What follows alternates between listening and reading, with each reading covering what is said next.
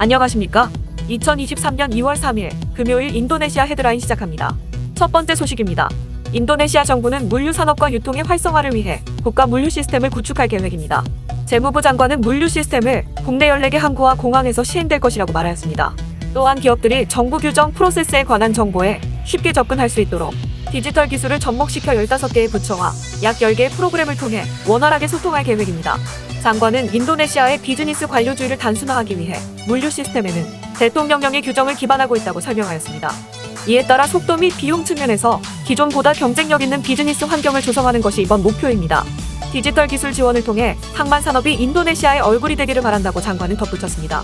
그러나 빠른 서비스 지원을 중심으로 개선하다 보면 원치 않는 일들이 발생할 수 있습니다. 장관은 빠른 물류 서비스 지원에 마약 등과 같은 불법 물류가 유통될 수도 있지만 성실하게 사업을 하는 사람들에게 피해가 가서는 안 된다며 세관의 물류 모니터링을 강화하고 검수 시스템을 개발해야 한다고 말하였습니다.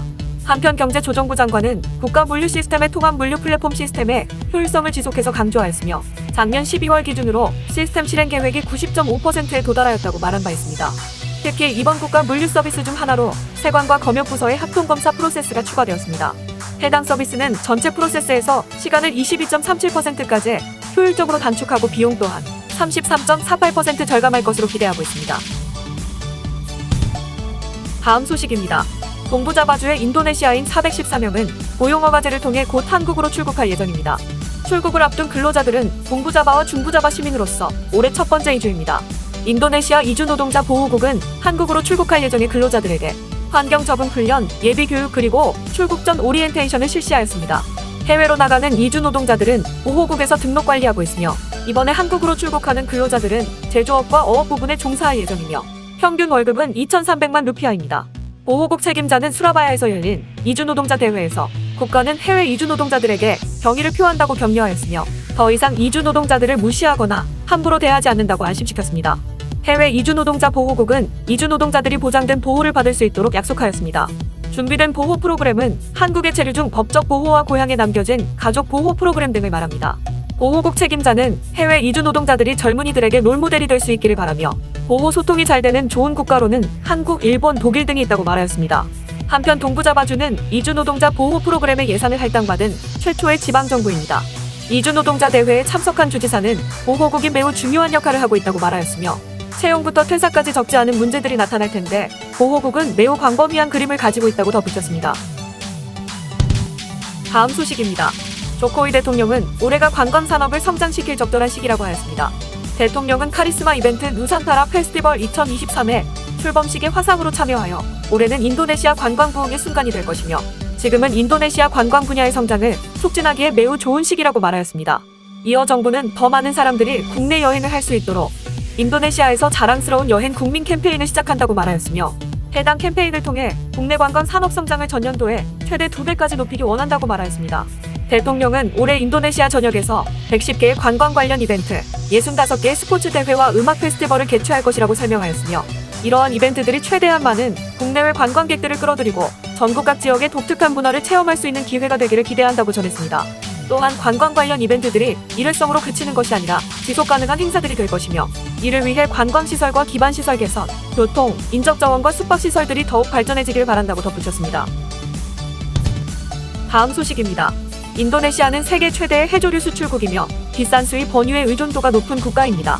이에 따라 에너지광물자원부는 해조류 바이오 연료에 대한 연구가 필요하다고 밝혔습니다. 인도네시아의 국립디포네고르 대학교와 우리나라 국립부경대학교의 공동 연구에 따르면 해조류 바이오 연료는 다른 바이오 연료들보다 지속 가능성이 높으며 탄소 배출 제로를 추구하는데 매우 적합하고 특히 재배 비용 면에서도 저렴하다고 주장하였습니다. 하지만 에너지광물자원부 장관은 해조류 기반 바이오 연료를 상용화하기까지는 지금보다 더 많은 연구와 비용이 필요하다고 말했습니다.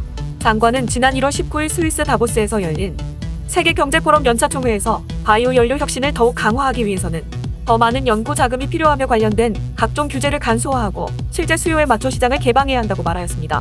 UN 무역 데이터베이스에 따르면 2021년 인도네시아가 수출한 해조류는 연간 18만 7천 톤 이상이며 이는 약 2억 1,900만 달러에 달합니다.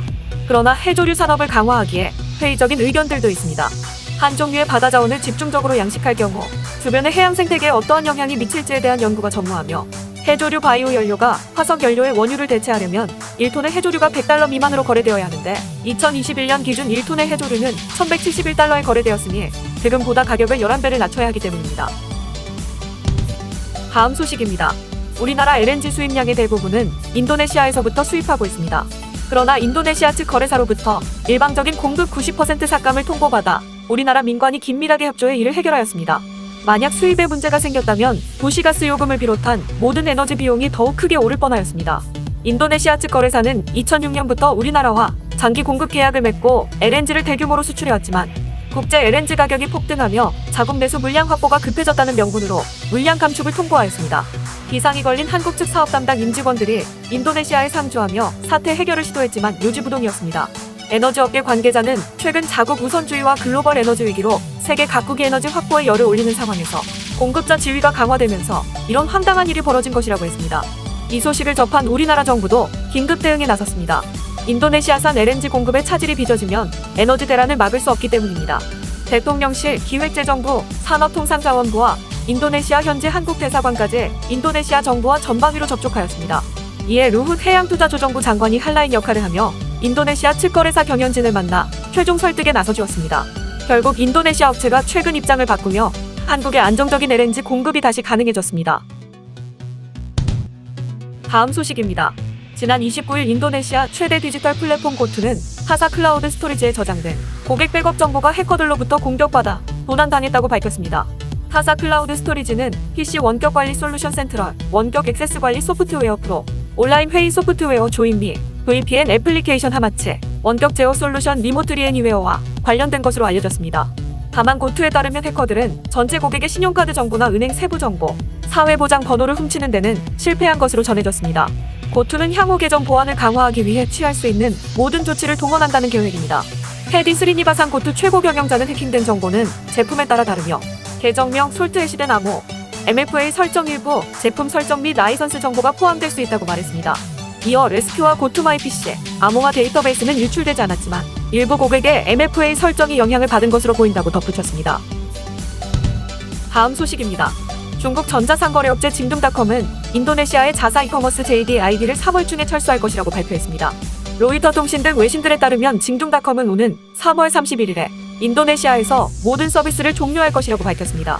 또한 상품 주문은 2월 15일부터 중단할 것이며 이후 일자별로 단계별 서비스를 중단하게 될 것이라고 전했습니다. 한편 미사용 쿠폰이나 바우처, 포인트는 2월 15일 전까지 소진해야 하고 잔액 같은 경우 해당 일 전까지 출금을 해야 한다고 말했습니다. 하지만 사업 철수에 대해서 구체적인 이유를 공개하지 않았습니다. 징둥닷컴 대변인은 발표문에서 앞으로도 공급망의 인프라를 통해 동남아시아를 포함한 전 세계 시장에서 서비스를 제공해 나갈 것이라고 설명했습니다. 한편 징둥닷컴은 지난 2015년에 인도네시아에서 전자상거래를 시작하여 8년 만에 철수하게 되었습니다. 시청해주셔서 감사합니다. 다음 시간에 뵙겠습니다.